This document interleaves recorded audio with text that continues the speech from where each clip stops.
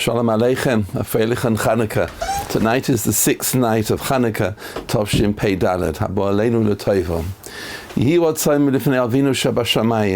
wish and we pray that our words which we're going to say tonight in Mitzvah Hashem will give merit for all those people who were killed al Kiddush Hashem in Aza, Tzon Simchas Torah, Le'ilu Nishmosam, the Gan Eden Tehim Menuchosam, Hashem Yimkom Domam, U'lahavdil Ben Chaim L'Chaim, all those people who were held as hostages in Aza, HaKadosh Baruch Hu Yotziem Mitzora Li'Ovacha Me'afelu La'Eira U'Mishibud Ligula, Hashem should take them out from slavery and captivity and bring them out into freedom and redemption.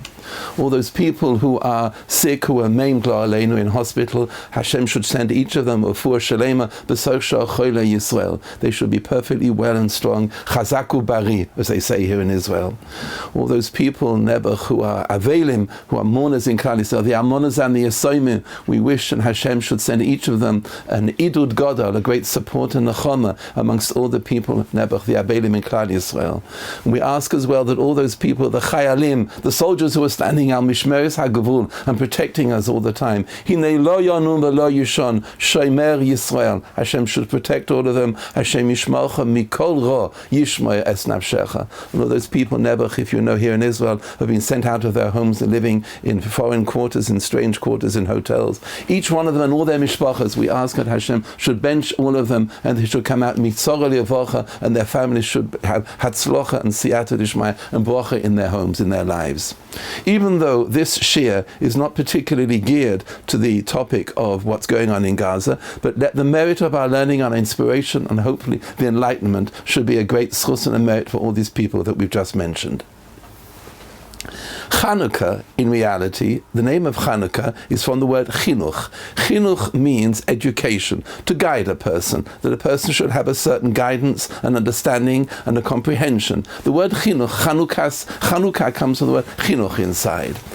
There is a pasuk, Chanoich lena al pi dalkoi, gam ki yazkin ki lo yoser mimenu. The meaning is as follows, that when a child is young, Chanoich lena, educate a child al pi dalkoi, according to his way, so that when he grows old, he will not lose from his chinuch. He will be guided all the time from the chinuch that he be given. In other words, the meaning is that when a child is young, you have an opportunity to guide him.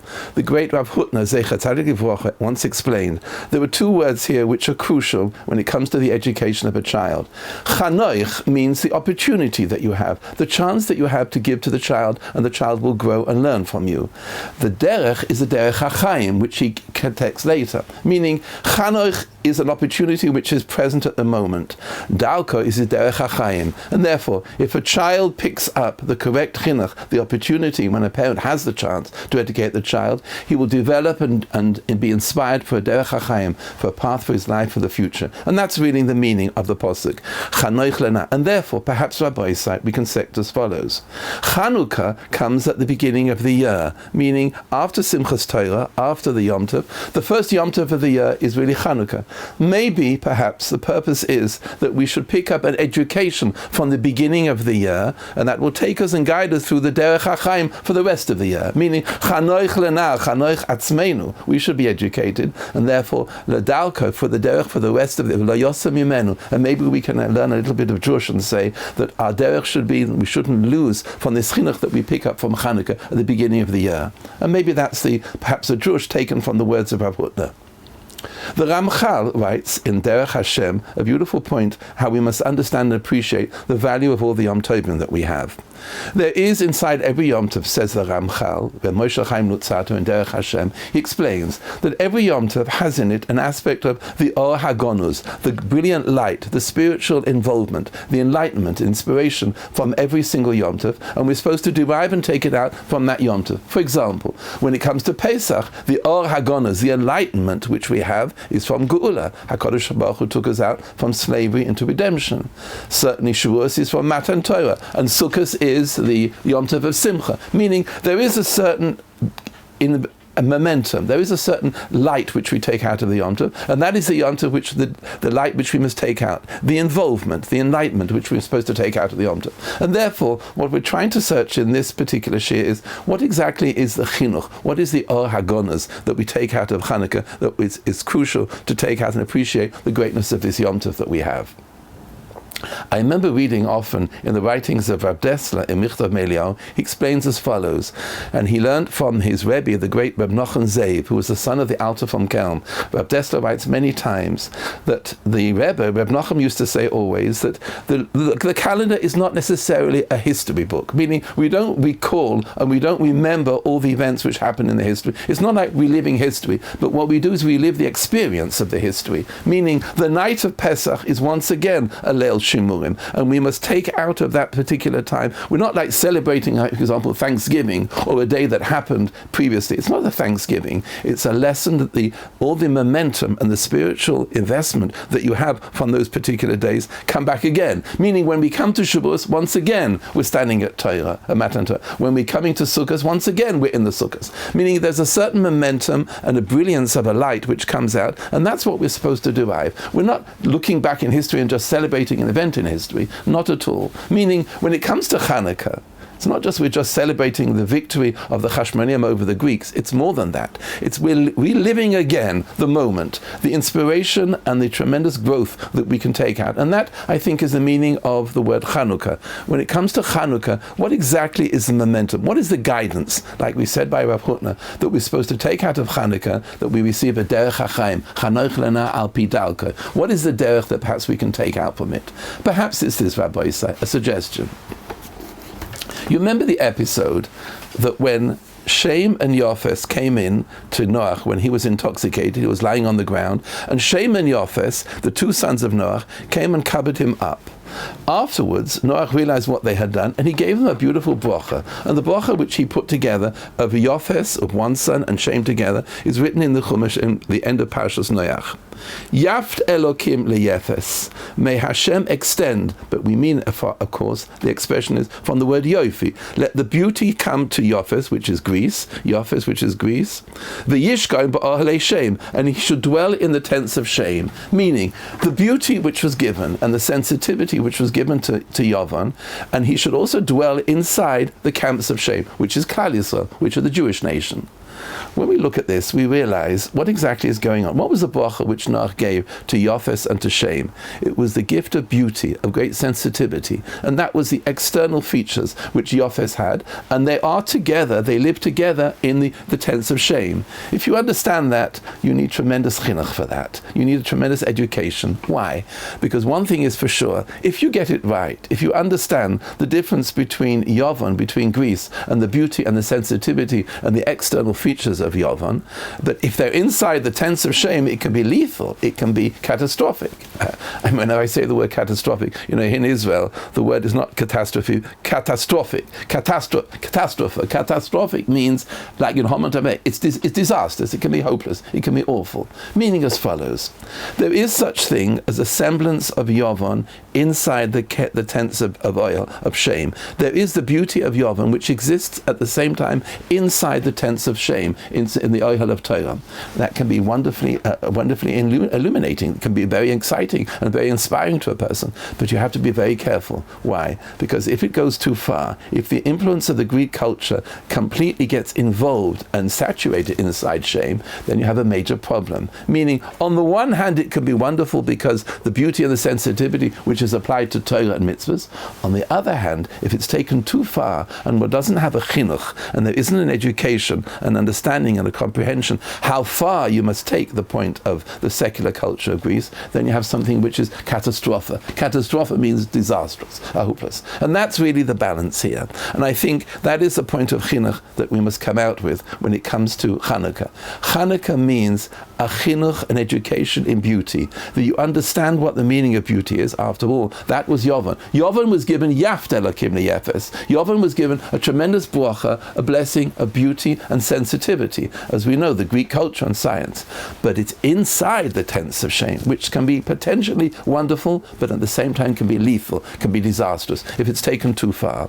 And I believe in our times, in the great representation we have of the secular culture and materialism, that is, I think, one of the greatest points of chinuch, of education in beauty when it comes to Chanukah. And that should set us up for the whole of the rest of the year. Chanoich lenar al pidalka. Take a chinuch from Chanukah. What does it mean? Making a border, making a clear demarcation between something which is physically beautiful and something which has the kedusha and the sense of the divine presence, which is in the tents of shame. And therefore, there you have the problem. And I think that is where the chinuch of Chanukah comes out, which is for the whole of the year and really for the whole of our lifetime as well. Do you get it clear? Do you understand? Is it too much involved, the sense of Greece inside the tents of shame? Is it too much, or is it not like that? And that's where I think the great challenge comes out from Chanukah, to make it clear that we understand the difference between one and the other. One is the kedusha and the sensitivity of the Shechina inside shame, and the other side is the beauty and the sensitivity and the glorious features which Yovan has. But you have to be very careful, and ne'er the twain shall meet. He sits inside the tents of shame, Yofes, but you have to know where the line is drawn. Let me give you an example of what I'm talking about. I remember reading once, Reb Shimshon Raphael Hirsch, Zecher Tzadik Livracha, once made a beautiful point. Shem and Chom and Yofes were the three sons of Yofes, of Noach. Says Rav Hirsch as follows: the music of each of them is inside their name, meaning the name of Shem and Chem describes the type of music that they have, but they're quite exclusive. Each one is quite different. Let's start with Cham. Cham is really our black people, and black people, their music is very Cham, very hot, very, very passionate, very lively, very physical. I remember where I come from in England, near where we used to live, there was a West Indian community, and their music was loud and throbbing, and they were dancing and swaying their hands backwards and forward. They were jumping up and down. The music of Cham is very hot, meaning of black people. Yofes means Europe, meaning Beethoven, Schubert, Mozart. The music is very beautiful. It's very od yafeh. That's Yafeh. Yafeh, the music is beautiful. It's the first symphony, second symphony. Hallelujah, hallelujah. It's beautiful. The movements, the different. It's beautiful beautiful music, and that's Yafeh. Yafes is intrinsically beautiful. That's Yofes. Shem is Klal Yisrael. A shame, a name, is always the essence of who they are, meaning Jewish music has to have a purpose to it. A shame is a tachlis, a purpose to it. And the whole purpose behind Jewish music, it should have a purpose to lift a person up. And that was really the greatness and the beauty of the music of the Levim and the Beis HaMikdash. Their music lifted you up, and brought the time of bringing a sacrifice. The greatness of the music of the Levim was it raised the spirits of the Kohanim and the people who are doing the Avodah. I remember reading the Vilna Gaon writes in the beginning of his introduction to Shir Hashirim, one of the greatest gifts that Hashem has given us is the power of music to lift us up, and that's shame. That's shame, meaning the purpose of music is to lift you up, to give you enlightenment, to lift up the neshama and give a great imagination and great inspiration to a person, enlightenment. That's the power of music. Maybe it is Cham, maybe it is Yafeh, but really Jewish music, if you really understand what it is, it's supposed to be with a purpose to it, not just something which is loud and passionate or something which is just intrinsically beautiful. It has to be more than that. And that's the nature of it. And that's the understanding that we have. We must understand that point.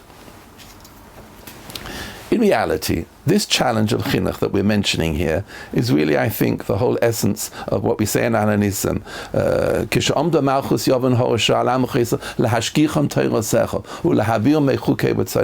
What exactly was the evil of Yovan, of Greece? What exactly is the potential problem and the trap which there is in Greece? It's this, really. It's that the culture is so beautiful and so exciting and so inspiring for a person. You can get caught up into the culture and you go right off the rails, meaning the evil of Yovan is that as they say, Yovan Greece never decided to destroy the Beis HaMikdash. They would regard maybe Bovel and Nebuchadnezzar as fools. Why destroy a beautiful building? The building is beautiful as it is. Why destroy it? They weren't the same master plan of the other side of Al-Hanisim of Haman. Haman was Lahashmid Larog, to destroy, to make annihilation, the Holocaust of Klal Yisrael. They wouldn't have done that. Yovan turned around and said as follows: there actually is a beauty inside it. Keep the Beis HaMikdash, but take them by the jugular. Go right to the life source of Klal Yisrael, and that's the spiritual side of it. The culture of Yovan, when it comes inside the tents of shame, is potentially lethal. You can take out all the kedusha, and you're left with just the shell outside, and that's what Yovan tried to do. Yovan tried to take away by Shabbos the laws against Shabbos about Bris Milah and Limud HaTorah. They tried to pull away from Klal Yisrael the essence, the lifeline, the real point of life of Klal, which is the spiritual side of it. And that's the meaning of the evil of Yovan. That's the evil behind it. Maybe we can explain in the following way. The Medrash explains that there were 4 rivers which came out of Gan Eden: Pishoin, Gichoin, Chidekel and Poras, 4 different rivers. The Medrash explains that each one of those rivers represents a certain period of exile of Klal Yisrael. Pishoin represents Bovel, Babylon, who came and Poshu, they like a bulldozer inside the Beis HaMikdash, inside the temple. That was Pishoin.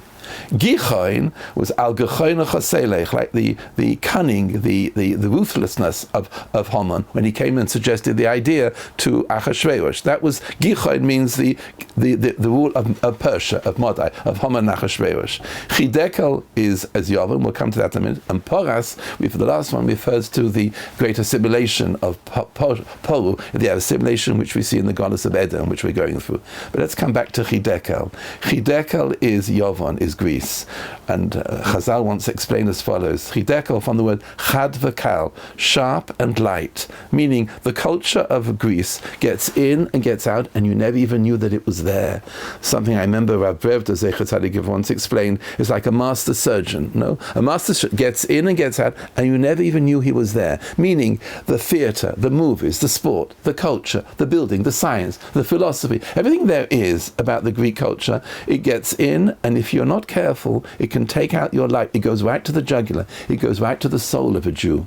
And you have to be very careful. If you're not careful, meaning he's inside the Ohalei shame, he's inside the tents of shame, one has to be very careful and know that's the chinuch. The chinuch means that a person realizes what the dangers are of a Greek culture, of the secular culture. You can get in and you never even knew he was there. I remember when I was growing up in England, I had a friend who used to come and learn with me every Shabbos afternoon. We used to learn regularly together. And he actually was he was a genius at languages. I think he knew about 5 or 6 languages. He knew German and Spanish, Italian and French. He was phenomenally gifted at languages. He won what's called an open scholarship to Oxford. He was extremely gifted, meaning Oxford University was prepared to pay for him to come and study there. He was a genius at languages. I remember after the first year when he went to university, he said to me, I really haven't got time to come back and study with you. I remember after the second year, I saw him around and he had taken his kappel off. No longer did he have any connection to Torah mitzvahs. I remember after the third year, someone came and told me, Nebuch, he was so involved with the Oxford Union and all the students, he had taken an overdose of drugs and he died. Lo Aleinu, what a tragedy. He became so much involved in the union, in the Oxford, in the university life. He was pulled in by it, Nebuch, and an overdose of drugs and he died from it. What a tragedy. Meaning, chad v'kal, it's sharp and it's light, and you never even knew it was there. And that's the problem. V'yishgai b'ohalei shem. The Greek culture is right inside. It's beautiful, it's magnificent, it's very inspiring. The sport and the culture and the architecture, the science is very enticing, but one has to be very careful. And that I'm suggesting is the chinuch which we need when we come to Chanukah. Chanoich lena al pi darkei. Take a chinuch from Chanukah so that you have a derech hachaim for the rest of the year, and maybe perhaps even for the rest of your life. The lesson, I think, is vital when it comes to Chanukah and appreciating what's behind the chinuch, the education we're supposed to pick up from Chanukah. I remember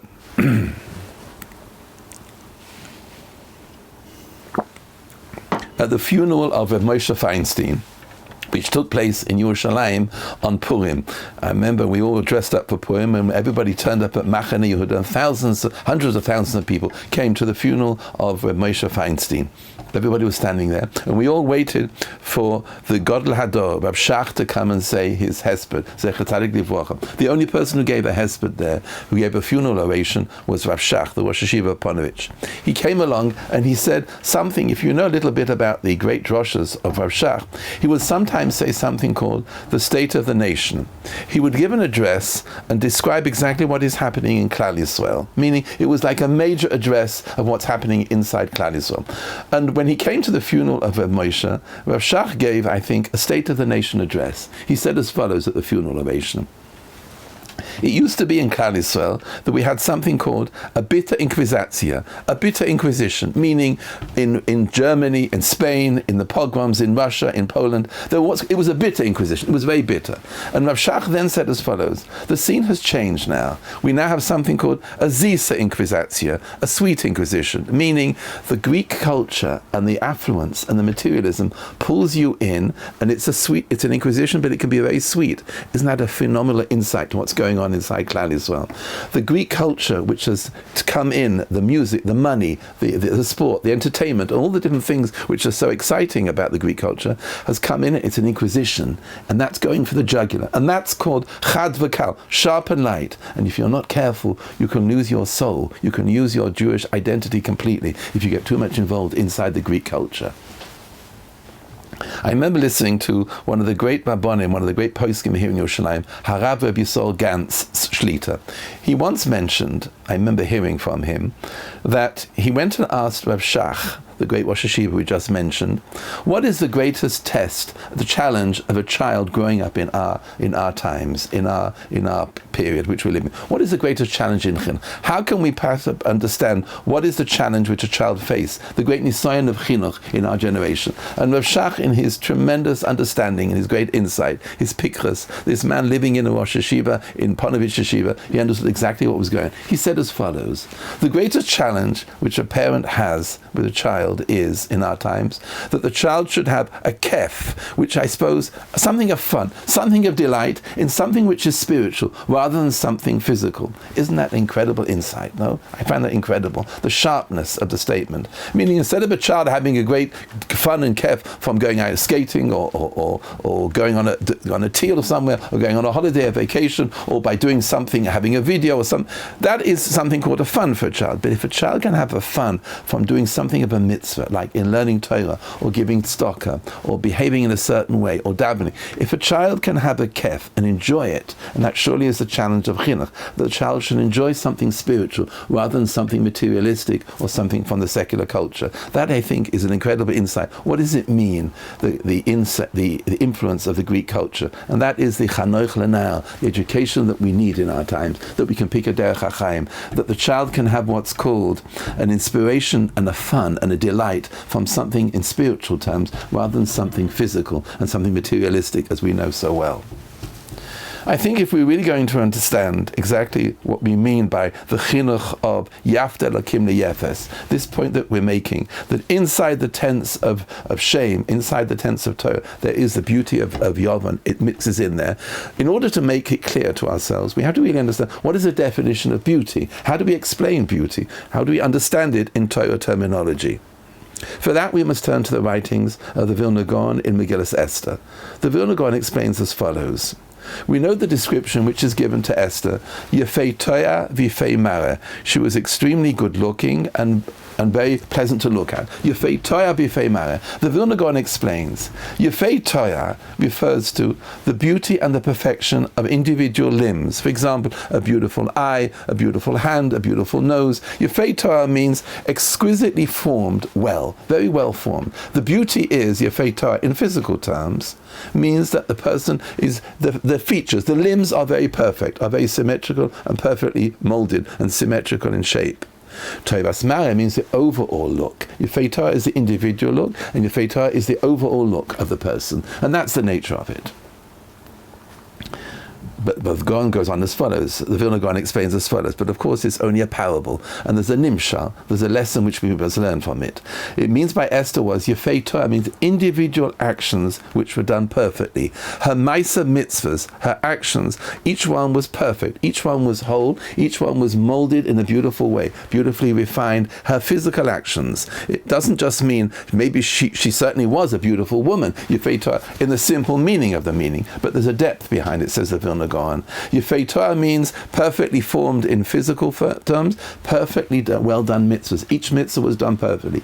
But Tovas Mara means for beautiful midas, her character traits which she had behind her. And that's really the definition. Meaning, we learn as follows. The definition of beauty is not necessarily just on the outside, that's Greek, just the physical features, but it's more than that. It's also the point of internally, meaning, says the Vilna Gaon, if you go to the tents of Yafet just by Yafet alone by Yovan, then you get left with the external features, the beautiful features, and also the overall look. But if you go deeper and look further, meaning what the Torah describes as Yofi, it goes much deeper than that. It means the way a person behaves and also their character traits which they have, which is a beautiful lesson. It goes much deeper than that.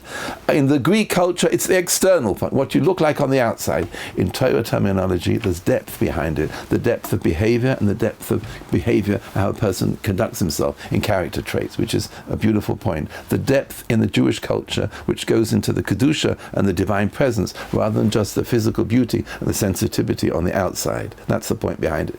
Maybe as a proof to this, we can take a look a bit further in the Megillah. Do you remember when Achashverosh was searching for a wife of Vashti? And the Pasuk says, the servants came and suggested to Achashverosh, Yevakish lamelech nara habasula, a girl who's not yet married, a maiden, and also Tovas Mara, just external. All he was looking for was a pin-up, a Tovas Mara, just on the outside, what she looked like on the outside, not more than that. There wasn't more that Achashverosh was looking for. It was only on the outside. That was the point behind what Achashverosh needed. He didn't need the physical, meaning the perfection in the actions. He needed what was called Tovas Mara, a pin-up, as they say, a Hollywood pin-up, but not much more than that. That's what he needed.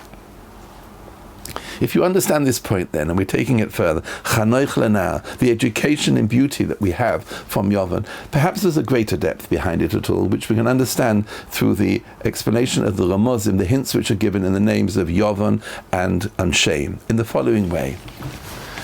The letters of Yovan are Yud, Vav, and Nun. And the letters of Klal Yisrael, are Yoina, are the same letters. Klal Yisrael, the Jewish people, are very often compared to a dove. Yoinosi b'chag v'hasela. Klal Yisrael are the dove, the loyalty and the devotion which Klal Yisrael. It's the same letters as Yovan, but one is masculine and one is feminine. Yovan is masculine. Yoina is feminine, meaning it receives something. A Yoina is devoted through a feminine form in the following way. We can understand it in this way.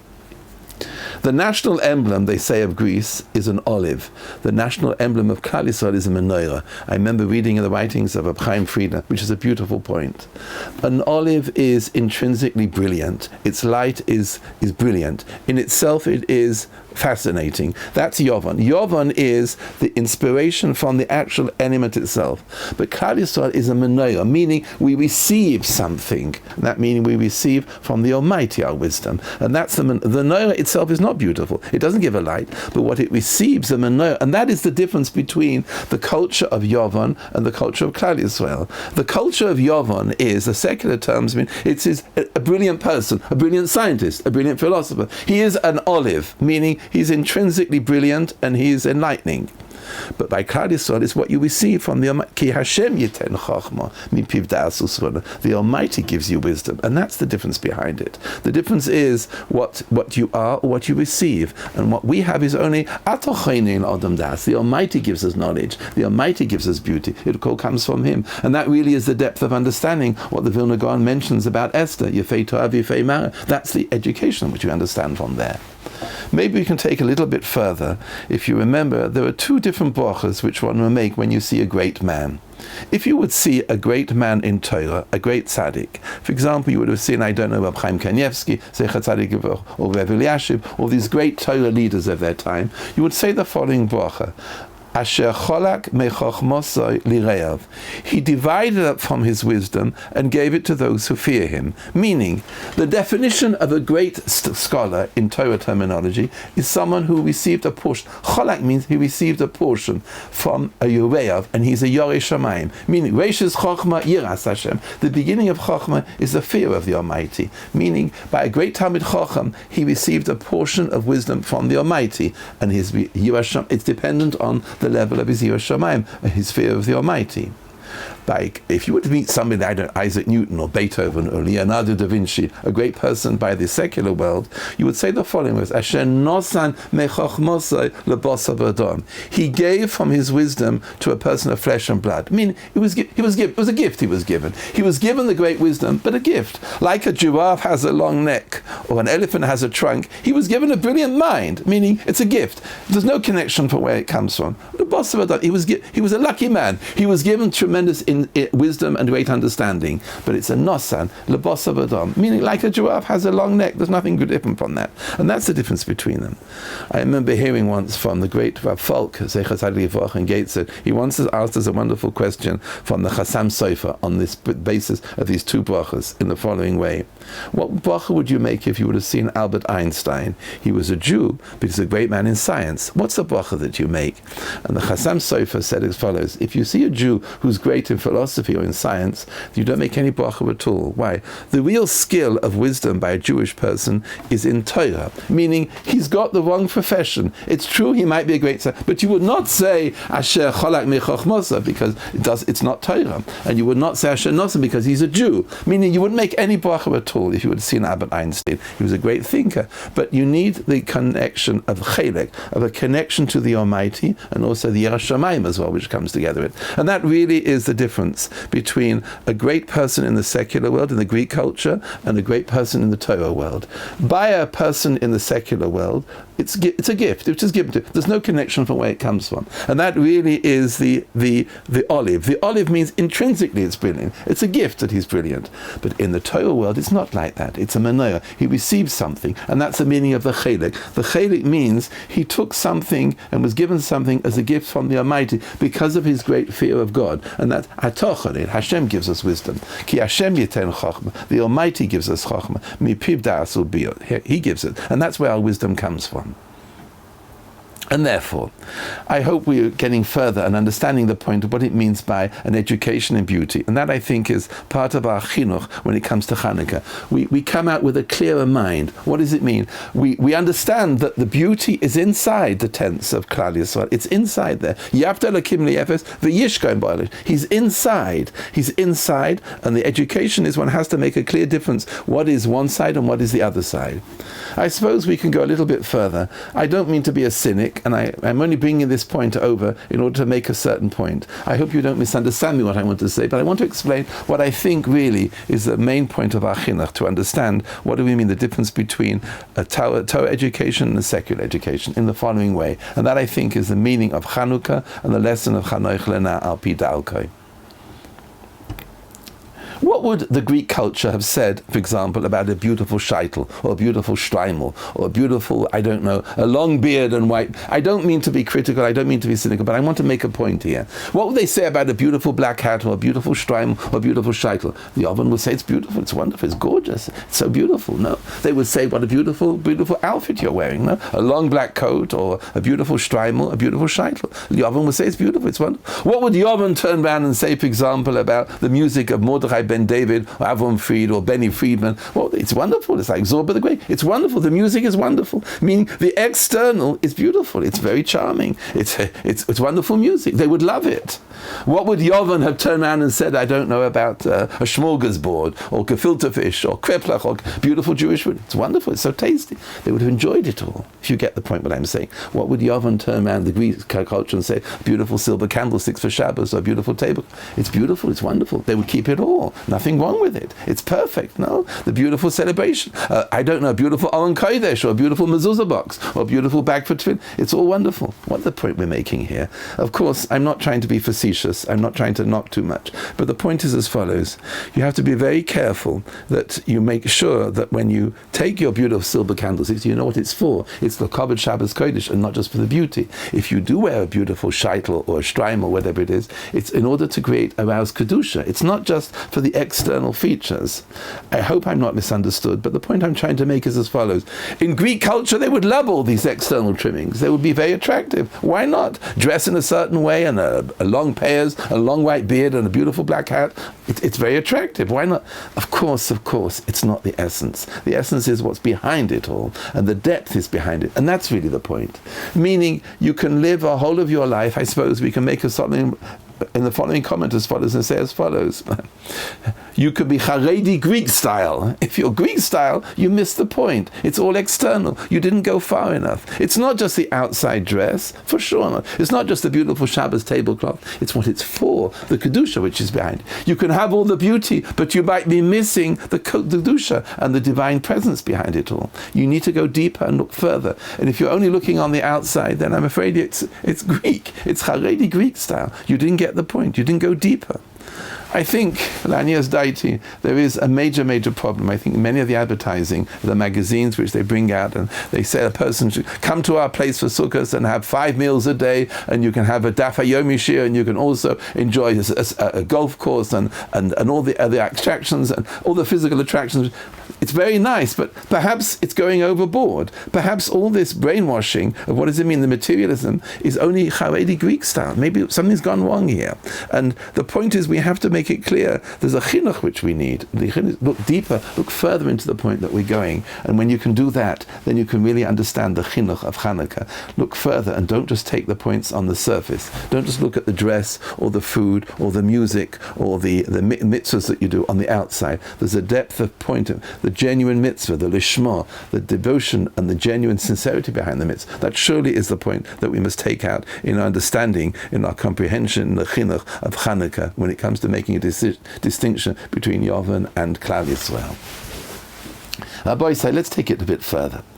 You've noticed every single year when it comes to Chanukah, we're dealing with Yosef. Yosef is always the match in the parashas for Chanukah. Yosef himself was a Yosem, was an orphan, a Yosem. The Arizal says as follows, a beautiful point. Yosem, Yud, Tov, Vav, and Mem represent Yefei Toya, Vifei Mara. All the points of beauty, of beautiful physical features and a beautiful appearance and countenance, Yosef was a Yosem. Every test, says the Arizal, that Yosef went through was a test of beauty, meaning, when we come to Chanukah and we have all the problems which we're discussing of the Greek culture, on the other hand, you have Yosef. Yosef is the role model of beauty and beautiful appearance on the outside, but there was tremendous kedusha inside him. Let's explain what we mean. Every test that Yosef went through was nearly always to do with beauty. There's a Yosem, Yefei Torah Vifei coming out. He himself was a Yefetor, and that brought him in tremendous problems with his brothers because they thought he was someone just looking at his appearance when he was doing his hair. He had a problem with his beauty. When he came in front of Ashes Potter, she found him extremely attractive. That was another test that he had, altogether to do with his beauty. No, that was the point. I suppose even you couldn't say when he came to interpret the cows. There were Paras Yofas, the cows were very beautiful as well. No, everything was beauty by you. When it came to the women of Mitzrayim, they threw all their bracelets and their silver on top of the wagon, just to attract his attention. Everything by Yosef was a challenge of beauty, and he was able to overcome it all. What does it mean he was able to overcome it all? The Chazal learn out as follows. The Medrash brings as follows. I remember reading in a sefer of the great tzaddik Rabbi Friedman, Zecher Tzaddik Yivrocha, in a sefer he wrote called Vayef Yosef, a beautiful sefer about Yosef HaTzaddik. He says as follows. The Medrash brings out that the brothers never really knew who Yosef was. V'heim lo hikiru. They never really recognized what was inside, what was the basis of Yosef. They never really understood him. They didn't recognize recognize him. Says the Medrash, Amar Pinchas, from the day that Yosef became a thinking person, I suppose from the age of 3, Ad Yom Mosa, until the day he died, Lo Posca Mimenu Ruach HaKodesh, he never lost any Ruach HaKodesh. He was always someone who was very connected to the Almighty. That's an incredible profile of a person here, of all that Yosef went through. But they never knew that. They didn't recognize him. They didn't recognize Yosef, who he really was. It's true, he was very beautiful, he was very attractive, but behind the beauty was a tremendous kedusha behind it all. How do we know that? If you look carefully at all the different references, every scenario that we have with Yosef, nearly always you find the word Yud Kei Vav, Hashem's name there inside it. Let me read out to you the passages. And this really goes to show, behind the whole facade of the beauty of Yosef was a tremendous kedusha behind him. When he came down to the house of Potiphar and he was working here, the pasuk is Vayihi Hashem, Yud Kei Vav Kei, the name of Hashem. Hashem was with him in the house of Potiphar. Move on in front of Ashes Potiphar. And he came down, he said, I can't do this act with you. I am sinning against V'chotosi Elokim, against Hashem. When he was inside the Beit HaSorah, the prison, Vayihi Yud Kei, once again, we keep on having the name Hashem here. Yud Kei was with him. When he interpreted the dreams for power, he said, no, Bilad Elokim. Always he's mentioning the Almighty at every point, meaning it was on his lips. Every incident, every scenario, every challenge that he had, he always brought the Almighty inside. He was physically very beautiful. He was Yefei Toya B'Fei Ma, but behind it all was a tremendous lesson of kedusha behind it all. When he came to acknowledge to his brothers, Hashem has sent me here in order to support you, to be the economic provider for you all. And after Yaakov died, do you remember? Am I instead of Hashem? Yosef always mentioned the Almighty. What does that mean? It means as follows. Behind this great, beautiful person, this handsome person, was a tremendous kedusha behind it all. And that is the match which we have every year. That is the tense of shame together with the tense of Yovan. Put them together. Yosef is the role model for us. In other words, a point of chinuch that we must pick. If you want to find a personality who would fit this bit, is Yosef. Yosef is the person to match for Chanukah. Because when we're dealing with the secular culture of all the beauty and the sensitivity of the external features, Yosef is the role model. How is it done in Klal Yisrael? And Chazal explain, why was it possible for all the men, when they came down to Mitzrayim and they lived there in Egypt, to be able to be careful of morality with all the Egyptian women?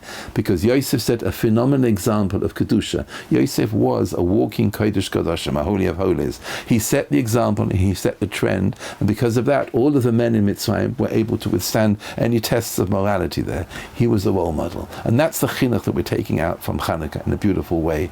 Yosef matches Chanukah. We see another person as well. Do you remember the description which is given by Sarah in the Torah Kedosha? The Torah says that she was 127 years old when she died. And Rashi brings out a point. The age of 100, she was the same at the age of 20. Meaning, as a 100-year-old lady, she was the same as a 20-year-old girl who doesn't have any chait. And then Rashi says, at the age of 20, she was like a 7-year-old in beauty. Meaning, her beauty of a 20-year-old was like the beauty of a 7-year-old. What is the beauty behind it? What is the great what is the great quality? I hear from 100 until 20, she was free of any sin. But what does it mean from the age of 20 to 7? What is the great compliment which we're giving to Sarah here? The answer is as follows. A 20-year-old girl knows exactly what she looks like. A 7-year-old has no idea what she looks like, meaning she's so innocent, she's so pure and so simple in her, and she doesn't realize how beautiful, but a 20-year-old woman does. Meaning the beauty of Sarah, a 20-year-old, was like a 7-year-old girl. She was as innocent in that way, meaning she never held herself in great beauty, she never regarded herself. There was no pride, or there was no great distinction in her own mind of who she was or how beautiful she was.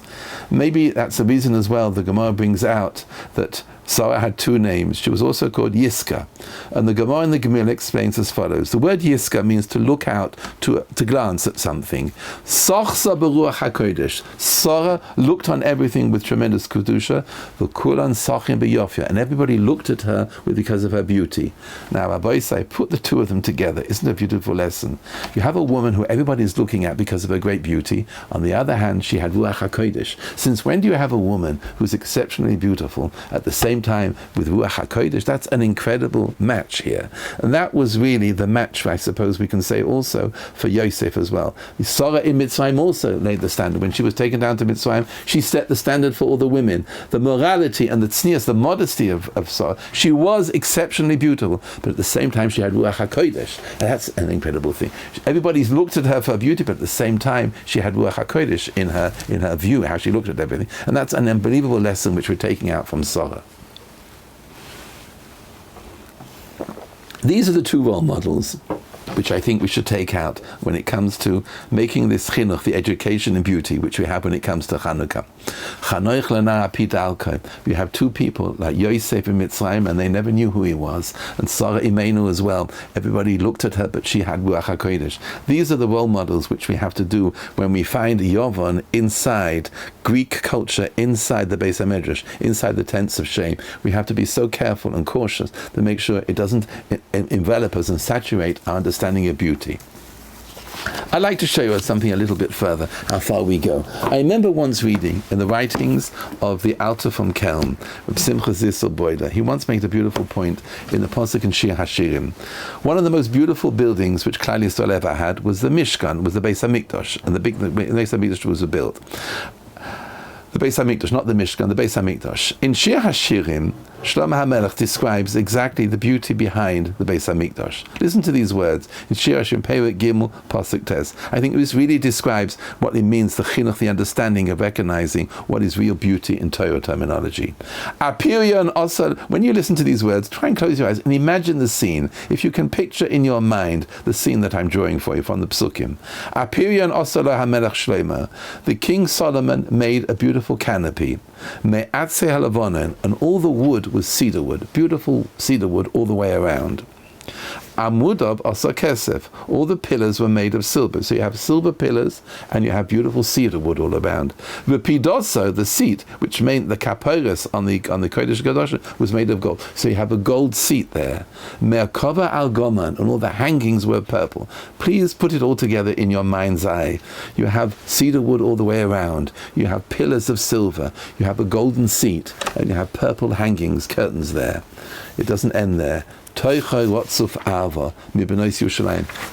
everything had a veneer of Ava. It wasn't just a beautiful home at the Palace of Versailles or Buckingham Palace or Windsor Castle. No. Inside everything was overlaid with Ava, the sincerity and devotion of Klal Yisrael. Isn't that a beautiful thought? It was physically beautiful, but if you look at everything had a veneer, had a covering of Ava. The Ava HaKadosh Baruch there. The home was a beautiful home, and meaning as follows: when you have a beautiful home, but you must remember the Ava behind it all. It's not enough just to have a beautiful home. If it is a beautiful home, I'm not saying a person should live in a cave, a person shouldn't enjoy materialism, but you have to know you can be Greek style, you can be Haredi Greek style. You have to be careful. Make sure you look at the point. You go deeper, much deeper, and that's the chinuch which we're bringing out. The Beis HaMikdash was physically beautiful, but everything had a covering of Avas Yisrael, of Avas Hashem. Avas Hashem was the love of the Almighty, meaning the devotion and sincerity.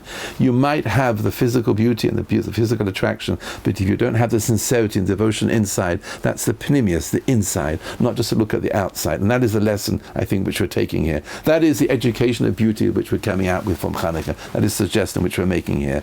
If you have an opportunity when it comes to Chanukah, you have something to set yourself. The opportunity of Chanukah is to teach you the importance of making a distinction between a Greek and secular culture and the Jewish culture and the Torah culture. It goes much deeper. We're looking for something far deeper than that. We're looking for depth and understanding of the Kedusha and the presence of the Almighty inside the beauty behind it. It must go deeper than that. And that's the points which we're bringing out. Maybe we can end with the Shir Shel Yoim, which we have every single day of Chanukah. We say chapter 30 of Tehillim every day after davening.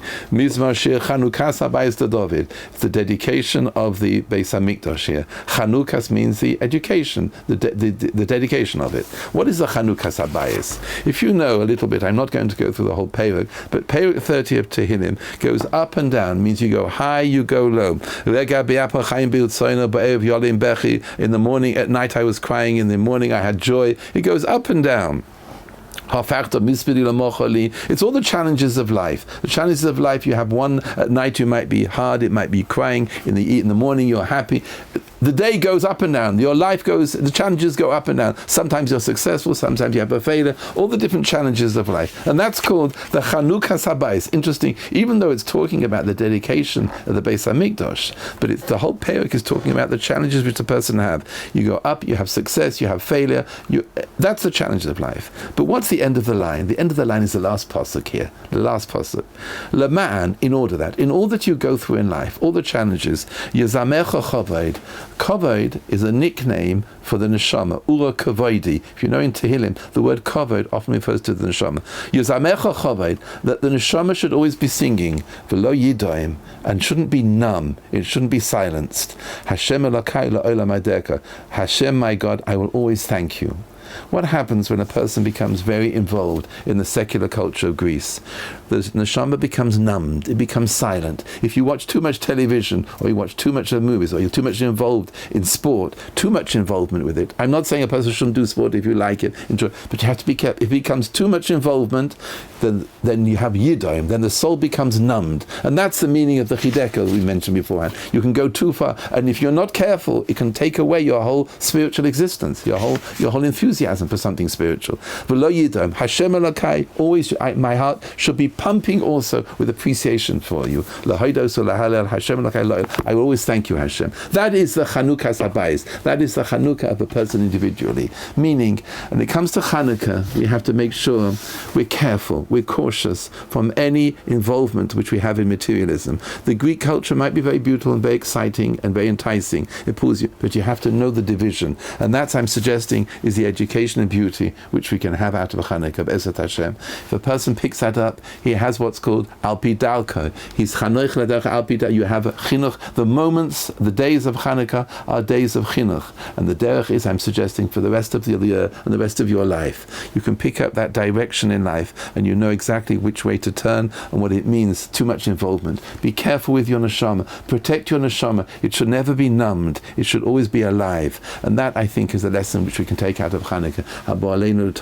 Let these words be a tremendous chizuk in Mitzvah Hashem, and in the merit of these people, we should be enlightened ourselves and understand the difference between a Torah culture and a Greek secular culture. Make sure the division is clear to us, exactly where we're going, what we're doing with our Shabbos tablecloth, with our silver candlesticks, when we put on the shaitel, you wear whatever we do, anything externally, always look deeper, go deeper in the pnimius, go further, go much further. We are, after all, like a menor. We receive everything. Any insight that we have, any wisdom we have, we are menorah, we're not an olive. That's the greatness behind us. We have whatever we have is a cholak michachmas. Everything is given to us from the Almighty, and that's the Torah culture. The external is all the Greek culture. The music might be passionate and hot, but it has to have a shame to it. It has to have a purpose to it, a tachlis to it, and that's the nature. That's the lessons which we're coming out of. All the different points which we mentioned. I hope I wasn't too cynical, but the point I hope was understood. All the external features that we have in Judaism, in the Torah, it's wonderful. It might be very beautiful, very wonderful, but you have to go much deeper and always catch on the Kedusha and the Shechina inside it. These are the days of Chanukah, Habo Aleinu L'Tova, Hanoich L'Na Ba'apidaka, Gam Ki Yazkin Lo Yosum Mimenu. We should never lose these points of chinuch and education and beauty for the rest of our lives. Amen. Ken Yehi Ratzon.